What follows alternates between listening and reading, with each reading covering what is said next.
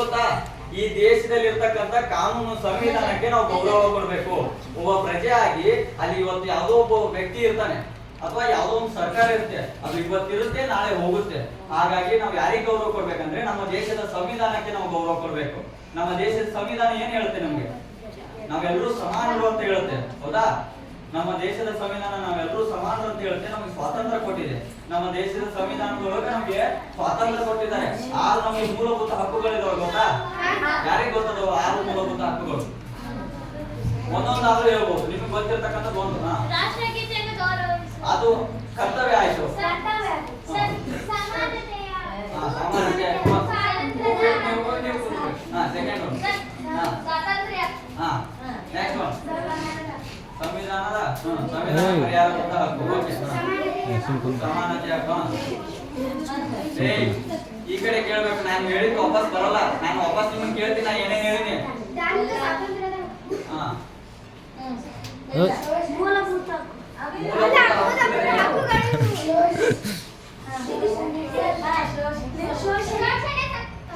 ಶೋಷಣೆ ವಿರೋಧ, ಹೌದಾ? 6 ಮೂಲಭೂತ ಹಕ್ಕುಗಳು ಯಾವುದು ಅಂತ ಇನ್ನೊಂದ್ಸರಿ ನೀವು ನೋಡ್ಕೊರಿ. ಬಟ್ ನಾನು ಏನ್ ಹೇಳ್ತೀನಿ ನೋಡಿ, ಹೌದಾ? ದೇಶ ಅಂತ ಬಂದಾಗ ನಾವೆಲ್ಲರೂ ಒಂದಾಗಿರ್ಬೇಕು. ಯಾವುದೇ ಧರ್ಮ ಇರಲಿ, ಯಾವುದೇ ಜಾತಿ ಇರಲಿ, ಯಾವುದೇ ವ್ಯಕ್ತಿ ಇರಲಿ. ದೇಶ ಅಂತ ಬಂದಾಗ ನಾ ಯಾವುದೇ ಧರ್ಮದವಾಗ ಆಗಿದ್ರು, ಯಾವುದೇ ಜಾತಿಯ ವ್ಯಕ್ತಿ ಆಗಿದ್ರು, ನನಗೆ ಯಾವ್ದು ಇಂಪಾರ್ಟೆಂಟ್ ಅಂದ್ರೆ ನನ್ನ ಧರ್ಮ ಇಂಪಾರ್ಟೆಂಟ್ ಅಲ್ಲ, ನನ್ನ ದೇಶ ಇಂಪಾರ್ಟೆಂಟ್ ಆಗುತ್ತೆ, ಹೌದಾ? ಯಾವಾಗಾದ್ರೂ ನಿಮ್ಗೆ ಧರ್ಮ ಇವತ್ತು ಇರ್ಬೋದು, ನಾಳೆ ಹೋಗ್ಬೋದು, ಹೌದಾ? ಧರ್ಮ ಇಂಪಾರ್ಟೆಂಟ್, ನಮ್ಮ ಧರ್ಮ ನಮ್ಗೆ ಇಂಪಾರ್ಟೆಂಟ್. ಆದ್ರೆ ದೇಶ ಇರ್ಲಿಲ್ಲ ಅಂದ್ರೆ ನಾವ್ ಯಾರು ಇರಲ್ಲ, ನಮ್ ಧರ್ಮನೂ ಇರಲ್ಲ. ಇವತ್ತು ದೇಶ ಇದೆ ಅಂತಂದ್ರೆ ನಾವು ಧರ್ಮ ಅದು ಇದು ಜಾತಿ ಅಂತ ಹೇಳ್ಕೊಂತ ಇರ್ತಾ ಇದ್ವಿ. ನಮ್ ದೇಶನೇ ಇರ್ಲಿಲ್ಲ ಅಂದ್ರೆ ನಮ್ ಧರ್ಮ ಎಲ್ಲಿಂದ ಇರ್ತಿತ್ತು, ನಮ್ ಜಾತಿ ಎಲ್ಲಿಂದ ಇರ್ತಿತ್ತು? ಹಾಗಾಗಿ ಎಲ್ಲವನ್ನ ಮೀರಿದ್ದು ದೇಶ. ದೇಶದಲ್ಲಿ ನಾವು ಏನನ್ನ ಅನುಸರಿಸಬೇಕಂದ್ರೆ ನಾವು ದೇಶದ ಸಂವಿಧಾನವನ್ನ ಅನುಸರಿಸಬೇಕಾಗುತ್ತೆ. ಸಂವಿಧಾನದೊಳಗೆ ಎಲ್ಲರೂ ಸಮಾನರು ಅಂತ ಹೇಳಿದ್ದಾರೆ, ಜಾತ್ಯತೀತ ರಾಷ್ಟ್ರ ಅಂತ ಹೇಳಿದ್ದಾರೆ. ಅದಕ್ಕೋಸ್ಕರ ಸಂವಿಧಾನವನ್ನು ನಾವು ಗೌರವಿಸಬೇಕಾಗುತ್ತೆ. ಸಂವಿಧಾನದೊಳಗೆ ನಮ್ಗೆ ಹಕ್ಕು ಕೊಟ್ಟಿದ್ದಾರೆ. ಮೂಲಭೂತ ಹಕ್ಕುಗಳಲ್ಲಿ ವಾಕ್ ಸ್ವಾತಂತ್ರ್ಯ ಕೂಡ ಒಂದಾಗಿರುತ್ತೆ, ಹೌದಾ? ವಾಕ್ ಸ್ವಾತಂತ್ರ್ಯ ಅದೇನು? ಯಾವುದೇ ವ್ಯಕ್ತಿ ಯಾವುದೇ ವಿಚಾರದ ಬಗ್ಗೆ ಮಾತಾಡ್ಬೋದಾ? ಇವಾಗ ನಾನು ಇಲ್ಲಿ ಬಂದು ಮಾತಾಡ್ತಿದ್ದೀನಿ ಅಂದ್ರೆ ನಂಗೆ ವಾಕ್ ಸ್ವಾತಂತ್ರ್ಯ ಇದೆ, ಹೌದಾ? ಅದಕ್ಕೋಸ್ಕರ ನಾ ಇಲ್ಲಿ ಮಾತಾಡ್ತಿದ್ದೀನಿ. ನೀವು ಹೋಗಿ ನಾಳೆ ನಿಮ್ಗೆ ಏನಾದ್ರೂ ಅನ್ಯಾಯ ಆದ್ರೂ ಕೂಡ ನೀವು ಅವ್ರನ್ನ ಪ್ರಶ್ನೆ ಮಾಡ್ಬೇಕು. ಪ್ರಶ್ನೆ ಮಾಡುವಂತ ಸ್ವಾತಂತ್ರ್ಯ ನಮಗೆ ಸಂವಿಧಾನ ಕೊಟ್ಟೈತಿ. ಅದಕ್ಕೋಸ್ಕರ ಅದು ವಾಕ್ ಸ್ವಾತಂತ್ರ್ಯ ಇರುತ್ತೆ, ಹೌದಾ? ಹಾಗಂತ, ಹೌದಾ, ಲೀಗಲ್ ಇರ್ಬೇಕು. ಯಾವುದೇ ಒಂದು ವಿಚಾರನ ನಾವು ಮಾತಾಡ್ಬೇಕಾದ್ರೆ ಅದು ಕಾನೂನುಬದ್ಧವಾಗಿರ್ಬೇಕು. ಹಾಗಾಗಿ ಮತ್ತೊಬ್ರು ಮರ್ಯಾದೆ ತೆಗೆಯುವಂಥದ್ದು ಅಥವಾ ಮತ್ತೊಬ್ರಿಗೆ ಅದು ರಾಜಕಾರಣಿಗಳು ಮಾಡ್ತಾರೆ ಟೀಕೆ ಮಾಡುವಂಥದ್ದು, ಅದು ಬೇಡ. ನಾವು ಯಾವ್ದಾದ್ರು ಒಂದು ಕ್ವಶನ್ ಕೇಳ್ತಾ ಇದ್ದೀವಿ ಅಂದ್ರೆ, ಇವಾಗ ನಮ್ಗೆ ಇಲ್ಲಿ BO ಆಫೀಸ್ ಇದೆ ಅಥವಾ ನಮ್ಮ ಸ್ಕೂಲ್ ಒಳಗೆ ಏನೋ ಇಲ್ಲ, ನಾವು ಹೋಗಿ ಅವ್ರು ಕೇಳ್ಬೋದು. ನಮ್ಗೆ ಈ ತರದ ಸೌಕರ್ಯ ಇಲ್ಲ, ನಮ್ಗೆ ಕೊಡ್ರಿ ಅಂತ ಕೇಳುವಂತ ನಮ್ಗೆ ಸ್ವತಂತ್ರ ಯಾರು ಕೊಟ್ಟಿದೆ ಅಂದ್ರೆ ನಮ್ಗೆ ಸಂವಿಧಾನ ಕೊಟ್ಟಿದೆ, ಅರ್ಥ ಆಯ್ತಾ? ಹಾಗಾಗಿ ವಾಕ್ ಸ್ವಾತಂತ್ರ್ಯ ಇದೆ. ಇನ್ನೊಂದು ಏನ್ ಗೊತ್ತಾ, ನಾವು ಇಡೀ ದೇಶದವರೆಗೂ ಇಲ್ಲಿಂದ ಹಿಡಿದು ಇಲ್ಲಿ ಮಟ್ಟವರೆಗೂ ನಾವು ಸಂಚಾರ ಮಾಡ್ಬೋದು. ಇಲ್ಲಿಂದ ಇಲ್ಲಿ ಮಟ್ಟವರೆಗೂ ಸಂಚಾರ ಮಾಡ್ಬೋದು. ಅದನ್ನ ಯಾವ್ದು ಕೊಟ್ಟಿದೆ? ನಮ್ಗೆ ಸಂವಿಧಾನ ಕೊಟ್ಟಿದೆ. ಸಂವಿಧಾನ ಒಬ್ಬ ಮನುಷ್ಯ ಭಾರತದೊಳಗೆ ಎಲ್ಲಿ ಆದ್ರೂ ಅಡ್ಡಾಡುವಂತ ಒಂದು ಸ್ವಾತಂತ್ರ್ಯ ಕೊಟ್ಟಿದೆ, ಹೌದಾ? ಬೇರೆ ದೇಶಕ್ಕೆ ಹೋದ್ರೆ ರಾಜ್ಯಕ್ಕೊಂದು ಸಂವಿಧಾನ ಇರುತ್ತೆ, ರಾಜ್ಯಕ್ಕೊಂದು ಪೌರತ್ವ ಇರುತ್ತೆ, ದೇಶಕ್ಕೊಂದು ಪೌರತ್ವ ಇರುತ್ತೆ. ನೀವು ರಾಜ್ಯದೊಳಗೆ ಈ ರಾಜ್ಯ ಅಂದ್ರೆ ಈ ರಾಜ್ಯಕ್ಕೊಂದು ಪೌರತ್ವ ಇರುತ್ತೆ. ರಾಜ್ಯ ಬಿಟ್ಟು ಬೇರೆ ಹೋಗ್ಬೇಕಾದ್ರೆ ನಿಮ್ಗೆ ಇನ್ನೊಂದು ಪೌರತ್ವ ಬೇಕಾಗುತ್ತೆ. ಆದ್ರೆ ನಮ್ಮ ದೇಶದೊಳಗೆ ಏಕ ಪೌರತ್ವ ಇದೆ, ಹೌದಾ? ನಾವೊಬ್ಬ ಭಾರತೀಯ ಪ್ರಜೆ ಆದ್ಮಿ ಅನ್ಕೋ, ನಾವು ಇಲ್ಲಿ ಕನ್ಯಾಕುಮಾರಿಯಿಂದ ಹಿಡಿದು ಕಾಶ್ಮೀರದವರೆಗೂ ಎಲ್ಲಾದ್ರೂ ಅಡ್ಡಾಡ್ಬೋದು, ಹೌದಾ? ಹಾಗಾಗಿ ನಮ್ಗೆ ಇದನ್ನ ಯಾವ್ದು ಕೊಟ್ಟಿದೆ? ಸಂವಿಧಾನ ಕೊಟ್ಟಿದೆ. ಮತ್ತೆ ಇನ್ನೊಂದು ಏನ್ ಕೊಟ್ಟಿದೆ ನಮ್ಮ ಸಂವಿಧಾನ? ನಮ್ಗೆ ಸಮಾನವಾಗಿ ನಾವು ಯಾವುದೇ ಜಾಬ್ ಪಡಿಬಹುದು. ಗೌರ್ಮೆಂಟ್ ನಮ್ಗೆ ಯಾವುದೇ ಜಾಬ್ ಪಡಿಯಕ್ಕೆ ಅವಕಾಶ ಕೊಟ್ಟಾರ. ಆದ್ರೆ ನಾವು ಅದಕ್ಕೆ ಕ್ವಾಲಿಫೈ ಇರ್ಬೇಕು, ಅಂದ್ರೆ ಅರ್ಹತೆ ಇರ್ಬೇಕು. ನಮ್ಗೆ ಯಾವ ಜಾಬ್ ಆದ್ರೂ ಪಡಿಬಹುದು, ನಾವು ಅದಕ್ಕೆ ಕೇಳುವಂತ ಹಕ್ಕು ನಮ್ಮ ಹತ್ರ ಇದೆ. ಆದ್ರೆ ನಾವೇನ್ ಮಾಡ್ಬೇಕು? ಅದಕ್ಕೆ ಅರ್ಹತೆ ಇರ್ಬೇಕು. ಅಂದ್ರೆ ಕೆಲವೊಂದಿಷ್ಟು ನೋಡಿ, ಕೆಲವೊಂದಿಷ್ಟು PUC ಮುಗಿಸ್ಬೇಕಂತ ಹೇಳ್ತಾರೆ ಜಾಬ್. ನಾವು SSLC ಮುಗಿಸಿ ನಮ್ಗೆ ಜಾಬ್ ಕೊಡೋದ್ರೆ ಯಾರು ಕೊಡಲ್ಲ. ಸಂವಿಧಾನದೊಳಗೆ ನಾವು ಕೇಳ್ಬೇಕಂದ್ರೆ ಅದಕ್ಕೆ ಅರ್ಹತೆ ನಮ್ಮ ಹತ್ರ ಇರ್ಬೇಕು, ಅಂದ್ರೆ ನಾವು ಕೇಳ್ಬೋದು. ಇನ್ನೊಂದು ಸ್ವಾತಂತ್ರ್ಯ ಕೊಟ್ಟಿದೆ ಸಂವಿಧಾನದೊಳಗ, ನ್ಯಾಯ ಕೂಡ ಕೊಟ್ಟಿದೆ. ನಮ್ಗೆ ಏನಾದ್ರೂ ಅನ್ಯಾಯ ಆದ್ರೆ ನಮ್ಗೆ ಜಿಲ್ಲಾ ಕೋರ್ಟ್ಗಳಿದಾವೆ, ಹೈಕೋರ್ಟ್ ಇದೆ, ಸುಪ್ರೀಂ ಕೋರ್ಟ್ ಇದೆ, ಹೌದಾ? ನಾವು ನ್ಯಾಯ ಪಡಿಬಹುದು. ಅದ್ರ ಜೊತೆಗೆ ಎಲ್ಲಾದ್ರೂ ವ್ಯಾಪಾರವನ್ನ ಮಾಡ್ಬೋದು. ನಾವು ದೇಶದೊಳಗೆ ಎಲ್ಲಾದ್ರೂ ವ್ಯಾಪಾರ ಮಾಡ್ಕೊಳ್ಳಲಿಕ್ಕೆ ನಮ್ಗೆ ಅವಕಾಶ ಕೊಟ್ಟಿದೆ ಸಂವಿಧಾನ, ಹೌದಾ? ಸಂವಿಧಾನ ನಾವು ಎಲ್ಲಾದ್ರೂ ಸಂಚಾರ ಮಾಡ್ಬೋದು, ಎಲ್ಲಾದ್ರೂ ವ್ಯಾಪಾರ ಮಾಡ್ಬೋದು, ಹೌದಾ? ನಾವು ಜಾಬ್ ಪಡಿಬಹುದು, ಹೌದಾ? ಯಾರನ್ನಾದ್ರೂ ಪ್ರಶ್ನೆ ಮಾಡ್ಬೋದು, ಹೌದಾ? ಇಷ್ಟೆಲ್ಲ ನಮ್ಗೆ ಏನ್ ಮಾಡಿದೆ? ಸಂವಿಧಾನ ಅವಕಾಶ ಮಾಡಿಕೊಟ್ಟಿದೆ. ಅದಕ್ಕೋಸ್ಕರ ನಾವೇನ್ ಮಾಡ್ಬೇಕು? ಅದಕ್ಕೋಸ್ಕರ ನಾವೇನ್ ಮಾಡ್ಬೇಕು? ಸಂವಿಧಾನಕ್ಕೆ ವಿಧೇಯರಾಗಿರ್ಬೇಕು. ನಾವು ಯಾವ್ದೋ ವ್ಯಕ್ತಿ, ಯಾವ್ದೋ ಪಕ್ಷ ಇವತ್ತು ಬರುತ್ತೆ ನಾಳೆ ಹೋಗುತ್ತೆ. ನಮಗೆ ವೈಯಕ್ತಿಕವಾಗಿ ಯಾರಾದ್ರೂ ಇಷ್ಟ ಇರ್ಬೋದು, ಹೌದಾ? ನನಗೆ ಇವ ಇಷ್ಟ ಇರ್ಬೋದು, ಇವ್ ಅವ ಇಷ್ಟ ಇರ್ಬೋದು, ಬಟ್ ದೇಶ ಅಂತ ಬಂದಾಗ ನಮ್ಗೆ ದೇಶ ಇಂಪಾರ್ಟೆಂಟ್ ಆಗುತ್ತೆ. ಅದಕ್ಕೋಸ್ಕರ ನಾವು ಯಾವ್ದೋ ವ್ಯಕ್ತಿ ಬರ್ಲಿ, ಯಾವ್ದೋ ವ್ಯಕ್ತಿ ಹೋಗ್ಲಿ, ನಮ್ಗೆ ದೇಶ ಅನ್ನೋದು ಬಹಳ ಇಂಪಾರ್ಟೆಂಟ್ ಆಗುತ್ತೆ. ನಾವ್ ಏನ್ ಮಾಡ್ಬೇಕು, ನನ್ನ ಕಾನ್ಸೆಪ್ಟ್ ಇದೆ, ಯಾವುದೇ ಧರ್ಮ, ಯಾವುದೇ ಜಾತಿ, ಯಾವುದೇ ವ್ಯಕ್ತಿ ಏನಾದ್ರೂ ಆಗಿರಿ ದೇಶಕ್ಕೆ ವಿಧೇಯ ಆಗಿರ್ಬೇಕು. ನಾವು ದೇಶ ಅಂತ ಬಂದಾಗ ನಮ್ಮ ಧರ್ಮ, ದೇಶ ಅಂತ ಬಂದಾಗ ಧರ್ಮನ ಹಿಂದಿಕ್ಕಿ ದೇಶನ ನಾವು ಪ್ರತಿಬಿಂಬಿಸಬೇಕಾಗತ್ತೆ. ಹೌದಾ? ದೇಶಕ್ಕೆ ನಾವು ಮಹತ್ವ ಕೊಡ್ಬೇಕಾಗತ್ತೆ. ಯಾರಾದ್ರೂ ವ್ಯಕ್ತಿ ಬಂದು ನಿಮ್ಗೆ ಧರ್ಮ ಇಂಪಾರ್ಟೆಂಟ್ ಅಥವಾ ದೇಶ ಇಂಪಾರ್ಟೆಂಟ್ ಅಂತ ಕೇಳಿದಾಗ ನಾನು ಇದು ದೇಶ ಅಂತ ಇಂಪಾರ್ಟೆಂಟ್ ಅಂತ ಹೇಳ್ಬೇಕು. ಯಾವ್ದಾದ್ರು ನನ್ನ ಧರ್ಮ ಇಂಪಾರ್ಟೆಂಟ್ ಹೇಳಿದ್ರೆ ನಮ್ಮಂತ ಮೂರ್ಖರು ಯಾರು ಇರೋಲ್ಲ. ನಮಗೆ ಇಂಪಾರ್ಟೆಂಟ್ ಆಗಿದ್ದು ದೇಶ. ಅದಕ್ಕೋಸ್ಕರ ನಮಗೆ ಧರ್ಮ ಅಂತ ಬಂದಾಗ ನಾವು ಆಚರಣೆ ಮಾಡೋಣ. ನಮ್ಮ ಮನೆಯಲ್ಲಿ ಇರ್ಲಿ, ನಮ್ಮ ಜಾತಿ, ನಮ್ಮ ಧರ್ಮ ನಮ್ಮ ಮನೆಯಲ್ಲಿ ಇರ್ಲಿ. ನಾವು ಮನೆಯಿಂದ ಹೊರಗೆ ಬಂದ್ರೆ ನಾನೊಬ್ಬ ಭಾರತೀಯ ಅನ್ನೋದು ನಮ್ಗೆ ಗೊತ್ತಿರ್ಬೇಕಾಗತ್ತೆ. ಅದಕ್ಕೋಸ್ಕರ ನಾವೇನ್ ಮಾಡ್ಬೇಕು, ದೇಶಕ್ಕೆ ಇಂಪಾರ್ಟೆನ್ಸ್ ಕೊಡ್ಬೇಕು. ದೇಶ ನಮ್ಗೆ ಪ್ರಥಮ ಆಗಿರ್ಬೇಕು, ಉಳಿದಿದ್ದೆಲ್ಲ ನೆಕ್ಸ್ಟ್ ಆಗಿರ್ಬೇಕು.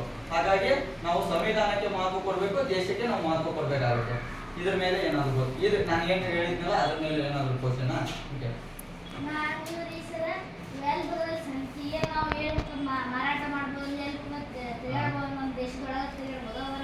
ಹೊರಗೆ ಹೋಗ್ಬೇಕಂದ್ರೆ ಬೇರೆ ಯಾವ ದೇಶಕ್ಕೆ ಹೋಗ್ತಿಲ್ಲ, ಅಲ್ಲಿ ವೀಸಾ ಅಂತ ಇರುತ್ತೆ. ಹೌದಾ? ನಾವು ಆ ದೇಶದ ವೀಸಾ ತೆಗೆದಾಗ ಮಾತ್ರ ಬೇರೆ ದೇಶಕ್ಕೆ ಹೋಗ್ಬೇಕಾಗತ್ತೆ. ಅಲ್ಲಿ ನೀವು ಯಾವ್ದೇ ದೇಶಕ್ಕೆ ಹೋಗ್ಬೇಕಾದ್ರೂ ಕೂಡ ಅಲ್ಲಿ ಭಾಷೆ ಕೂಡ ಇಂಪಾರ್ಟೆಂಟ್ ಆಗುತ್ತೆ. ವ್ಯಾಪಾರ ಮಾಡ್ಬೇಕಾದ್ರೆ ನೀವು ಭಾಷೆ ನೀನ್ ಏನಾದ್ರು ಮಾಡು. ಬೇರೆ ದೇಶಕ್ಕೆ, ನಮ್ಮ ದೇಶದಿಂದ ಬಿಟ್ಟು ಬೇರೆ ದೇಶಕ್ಕೆ ಹೋಗ್ಬೇಕಾದ್ರೆ ವೀಸಾ ಕಂಪಲ್ಸರಿ ಬೇಕು. ನೀನು ಯಾವ್ದೇ ಕೇಸ್ ಒಳಗೆ ಇರಬಾರ್ದು. ನಂಗೆಲ್ಲ ಇದ್ರೆ ಬೇರೆ ದೇಶಕ್ಕೆ ಹೋಗ್ಬೋದು. ಈ ವ್ಯಾಪಾರ ಅಂದ್ರೆ ಏನ್ ಗೊತ್ತಾ? ಈಗ ನಾನು ಇಲ್ಲಿ ಬದಾಮಿ ಒಳಗದೀನಿ, ನಿಮ್ಗೆ ಸಿಂಪಲ್ ಆಗಿ ಹೇಳ್ಬಿಡ್ತೀನಿ, ದೇಶ ಬಿಟ್ಬಿಡೋಣ. ನಾನು ಬದಾಮಿ ಎಲ್ಲಿದ್ದೀನಿ, ನಾನು ಹೋಗಿ ಧಾರವಾಡದಾಗ ನಾನು ಒಂದು ವ್ಯಾಪಾರ ಮಾಡ್ತೀನಿ, ಮಾಡ್ಬೋದು, ಯಾರು ಕೇಳಂಗಿಲ್ಲ. ಯಾಕಂದ್ರೆ ನನ್ನ ಸಂವಿಧಾನದೊಳಗೆ ಕಲ್ಪೈತಿ, ನಾನು ಎಲ್ಲಾದ್ರೂ ಹೋಗಿ ನಾನು ವ್ಯಾಪಾರ ಮಾಡ್ಕೋಬಹುದು. ಇಲ್ಲಿ ನಾವು ಬದಾಮಿ ಒಳಗದಿ, ನಾನು ಬದಾಮಿ ಹುಡುಗ. ಹೌದಾ? ನಾನು ಧಾರವಾಡದಾಗ ಅಥವಾ ಹುಬ್ಬಳ್ಳಿ ಒಳಗೆ ಹೋಗಿ ಒಂದು ಸಂಸ್ಥೆ ತೆಗಿತೀನಿ, ಯಾವ್ದಾದ್ರು ಒಂದು ಖಾಸಗಿ ಸಂಸ್ಥೆ ತೆಗಿಬಹುದು. ನಂಗೆ ಅವಕಾಶ ಇದೆ, ಸಂವಿಧಾನದೊಳಗೆ ಅವಕಾಶ ಕೊಟ್ಟಿದ್ದಾರೆ. ನಾನು ಒಬ್ಬ ಈಗ ಸಾಲ ಕೊಟ್ಟಿರೋ ಸಂಘ ಸಂಸ್ಥೆಗಳು ಅಂತ ಇರ್ತಲ್ಲ, ನಾನು ಎಲ್ಲಾದ್ರೂ ತೆಗಿಬಹುದು. ಅದಕ್ಕೋಸ್ಕರ ಸಂವಿಧಾನದೊಳಗೆ ಅವಕಾಶ ಇರುತ್ತೆ. ವ್ಯಾಪಾರ ಅನ್ನಲ್ಲ, ನೀವು ಬೇರೆ ದೇಶಕ್ಕೆ ಹೋಗ್ಬೇಕಂದ್ರೆ ಅದು ವೀಸಾ ತೆಗೆಸ್ಕೋಬೇಕು. ಒಂದು ದೇಶದಿಂದ ನಾನು ಇಲ್ಲಿ ಹೋಗಿ ಕಾಶ್ಮೀರದೊಳಗೆ ಏನಾದ್ರು ಮಾಡ್ತೀನಿ ಅಂದ್ರೆ ಮಾಡ್ಬೋದು. ಭಾರತದೊಳಗೆ ಅಂತ ಹೋದ್ರೆ ನಾ ಬದಾಮಿಯಿಂದ ಕೆರಳಿಗೆ ಹೋಗಿ ಮಾಡ್ತೀನಿ ಅಂದ್ರೆ ನೀವು ಯಾರು ಕೇಳಲ್ಲ. ಅದು ನಮ್ಗೆ ಆ ಸಂವಿಧಾನ ಅವಕಾಶ ಕೊಟ್ಟಿರುವಂತದ್ದು. ಅರ್ಥ ಆಯ್ತಾ? ಬೇರೆ ದೇಶಕ್ಕೆ ಹೋಗ್ಬೇಕಂದ್ರೆ ಮತ್ತೆ ಇಲ್ಲಿಂದ ನಾವು ಕನ್ನಡ ಮಾತಾಡ್ತೀವಿ, ಬೇರೆ ಕಡೆ ಹೋಗ್ಬಿಟ್ರೆ ನಮ್ ಭಾಷೆ ಬೇರೆ ಆಗುತ್ತೆ. ಅದಕ್ಕೋಸ್ಕರ ನಿಮ್ಗೆ ಎಲ್ಲದಕ್ಕೂ ಮಹತ್ವ ಕೊಡ್ಬೇಕಂತ ಇದೆ. ಭಾಷೆ ನಮ್ ಕರ್ನಾಟಕ ಅಂದಾಗ ಕನ್ನಡಕ್ಕೆ ನಾವು ಮಹತ್ವ ಕೊಡೋಣ. ಆದ್ರೆ ನಾವು ಭಾಷೆ ಬೇರೆ ಕಡೆ ಹೋಗ್ತೀವಿ ಅಂದಾಗ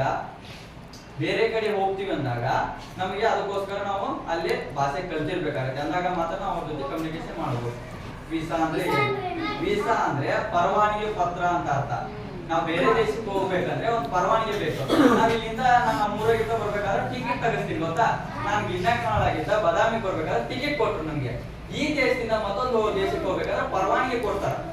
ಹೌದಾ? ನೀವು ರಜೆ ಪತ್ರ ಬರೀತೀರಿ, ಗೊತ್ತಾ? ಆ ತರ ನಮ್ಗೆ ಒಂದು ಪರವಾನಗಿ ಪತ್ರ, ಅದು ನಮ್ಗೆ ವೀಸಾ ಅಂತೀವಿ. ಬೇರೆ ದೇಶಕ್ಕೆ ನಾನು ಹೋಗ್ತೀನಿ, ಆ ವೀಸಾದೊಳಗೆ ಏನಿರುತ್ತೆ ಗೊತ್ತಾ?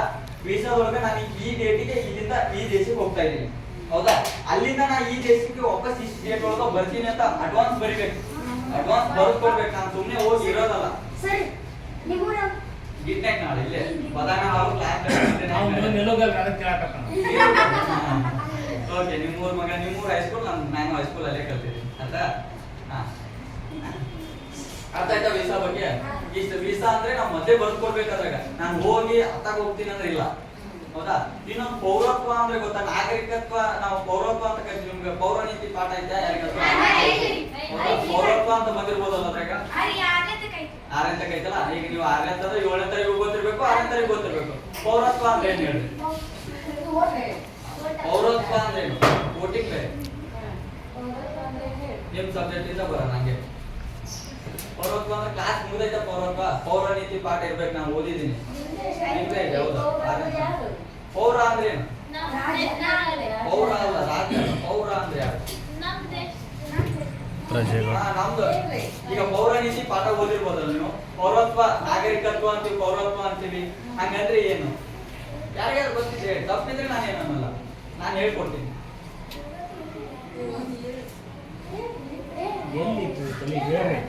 ನಿಮ್ಗೆ ಏನ್ ಗೊತ್ತಿರುತ್ತೆ ಹೇಳಿ. ಯಾರೋ ಏನು ಅನ್ನಲ್ಲ ಇಲ್ಲ. ನಾವೇ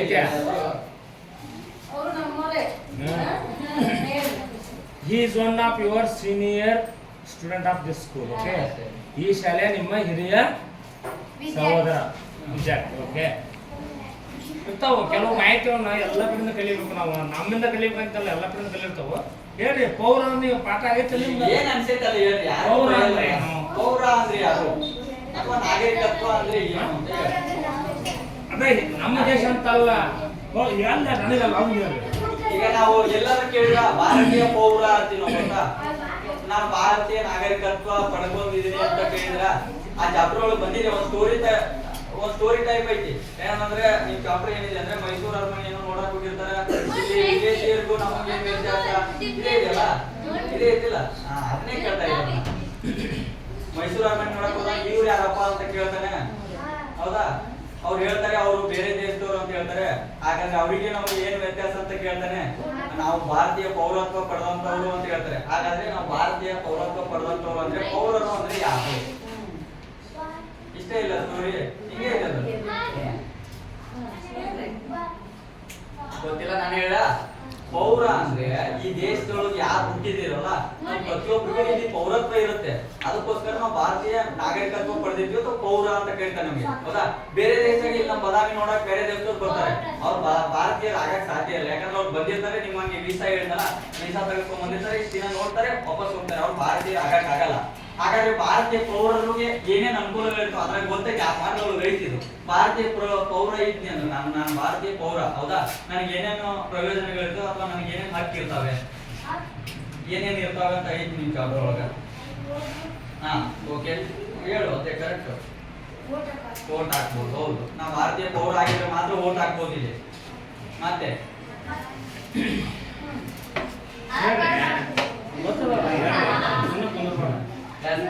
ಗೊತ್ತಿಲ್ಲ ಅಂದ್ರೆ ಗೊತ್ತಿಲ್ಲ. ಚೇತನ ಬೋಲ್ಬಾ ಆರನೇ ಯಾವ್ದ್ರಿ ಈಗ ಚಾಪ್ಟರ್ ಮುಗ್ದೈತೆ ಅದು. ಹೇಳ್ರಿ ಮತ್ತೆ.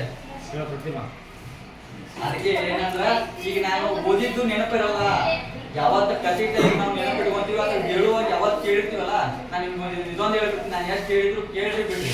ಆದ್ರೆ ಹೇಳುವಂತ ವಿಷಯನ ಟೀಚರ್ಸ್ ಏನ್ ಇಲ್ಲಿ ಬಂದು ಹೇಳ್ತಿರ್ತಾರಲ್ಲ ಸುಮ್ನೆ ನೆನಪಿಟ್ಕೋಬೇಕು. ನೀವು ಬುಕ್ಕ 10 ಸಲ ಓದೋದಿನ ಮತ್ತೊಬ್ರು ಹೇಳಿ ಕೇಳೋದಿನ ಒಂದೇ ಆಗುತ್ತೆ. ಬೇಕಾದ್ರೆ ನಾನು ಇವತ್ತು ಹೇಳಿದ್ದೀನಲ್ಲ, ಇದು ನಿಮ್ಗೆ ನೆನಪಿರುತ್ತೆ. ಯಾಕಂದ್ರೆ ಮತ್ತೊಬ್ರು ಹೇಳೋದನ್ನ ಕೇಳಬೇಕು, ಇಂಟ್ರೆಸ್ಟ್ ಇರಬೇಕು, ಅವಾಗ ನಿಮ್ಗೆ ನೆನಪಿರುತ್ತೆ. ನಾವು ಟೀಚರ್ಸ್ ಹೇಳಿಂದ ಓದಿದ್ರಾಯ್ತು, ಬುಕ್ದಾಗ ನಮ್ಮ ಬುಕ್ದಾಗ ಇರುತ್ತಂದ್ರೆ ಅದು ನಿಮ್ಗೆ ನೆನಪಾಗಲ್ಲ. ಈಗ ನಾನು ನಿಮ್ ಚಾಪ್ಟರ್ ಹೇಳಿದ್ನಲ್ಲ, ನಾನು ಜಸ್ಟ್ ಓದಿದ್ದೀನಿ ಅಂದ್ರೆ ನಾನು ಕೇಳಿದ್ದೀನಿ ಮೊದಲು, ಆಮೇಲೆ ಇದು ಸ್ವಲ್ಪ ಮ್ಯಾಚುರ್ ಆಗಿದ್ದೆಲ್ಲ ಓದಿದ್ರೆ ಅರ್ಥ ಆಗುತ್ತೆ. ಬಟ್ ನೀವೇನ್ ಮಾಡ್ಬೇಕು, ಕೇಳಿ ತಿಳ್ಕೊಬೇಕು, ನೋಡಿ ತಿಳ್ಕೊಬೇಕು, ಅವಾಗ ನಿಮ್ಗೆ ಓದಿದ್ಕಿನ ನೆನಪಾಗುತ್ತೆ. ಅದಕ್ಕೋಸ್ಕರ ಪೌರ ಅಂದ್ರೆ ನೀವು ಇಲ್ಲಿ ವೋಟ್ ಹಾಕ್ಬೇಕಂದ್ರೆ ಇಲ್ಲಿ ಪೌರತ್ವ ಇರಬೇಕು, ಹೌದಾ? ಇಲ್ಲಿ ಯಾವುದೇ ಸರ್ಕಾರಿ ಸೌಲಭ್ಯಗಳು ಪಡಿಬೇಕಂದ್ರೆ ನೀವು ಪೌರರಾಗಿರ್ಬೇಕು. ಸುಮ್ನೆ ನಾನು ಇಲ್ಲಿ ಇರ್ತೀನಿ ಅಂದ್ರೆ ಬೇರೆದವ್ರು ಬರ್ತಾರೆ, ಬಾಂಗ್ಲಾದೇಶದವ್ರು ಬರ್ತಾರೆ, ಶ್ರೀಲಂಕಾದವ್ರು ಬರ್ತಾರೆ ನಮ್ಮ ದೇಶಕ್ಕೆ, ಅವರಿಗೆಲ್ಲ ಇಲ್ಲಿ ಸೌಲಭ್ಯಗಳು ಸಿಗಲ್ಲ. ಇಲ್ಲಿ ಜಾಬ್ ತಗೋಬೇಕಂದ್ರೆ ಇಲ್ಲಿ ಪೌರರಾಗಿರ್ಬೇಕು. ಒಂದಕ್ಕೊಂದು ಲಿಂಕ್ ಇರ್ತಾರೆ. ಮೂಲಭೂತ ಹಕ್ಕುಗಳ ಒಳಗೆ ಹೇಳಿದ್ನಲ್ಲ ಈಗ,